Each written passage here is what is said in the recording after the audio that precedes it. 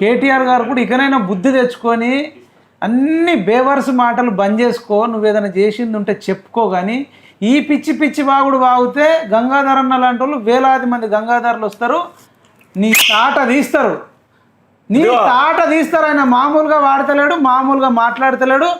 ఇప్పుడు మా PMR TV ఛానలే కాదు, రేపటి నుంచి అన్ని ఛానళ్ళకు ప్రెస్ మీట్ పెట్టి నీ గురించి మొత్తం నీ భాగవతం అంతా బయట పెడతాడు. అనవసరంగా నువ్వేదో వైట్ అండ్ వైట్ వేసి నీట్గా ఇస్త్రీ చేసుకుంటే నువ్వు మంచోడు అని ఎవడు అనుకోవట్లే. నువ్వు కంటికి కనబడని నువ్వు పెద్ద రౌడివి, నువ్వు పెద్ద పోరంబోకువు, నువ్వు పెద్ద కుంభకోణాలు చేసినావు, కాళేశ్వరంలో డబ్బులు కొట్టేసినావు.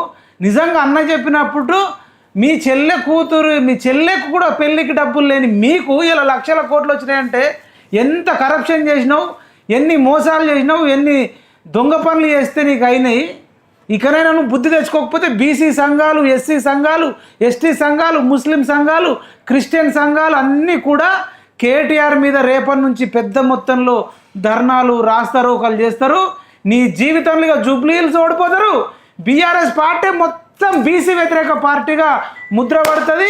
నువ్వు జీవితంలో ఇక మళ్ళీ ఇక అమెరికానే పోవాలి, మళ్ళీ మొదటి పనికి వస్తావు. ఎక్కడ మొదలైనవో అక్కడనే నీ అంతమవుతుంది. బాగా అహంకారం బీసీల మీద చూపిస్తున్నావు. బీసీలు అంటే నీకు రౌడీలు లెక్క కనబడుతున్నారా? నీ కొమ్ములు వచ్చినాయి, నీకు అహంకారంతో నా కొమ్ములు విరచడానికి గంగాధరాన్ని వచ్చిండు. చూద్దాం రేపటి నుంచి ఇక డి అంటే డి,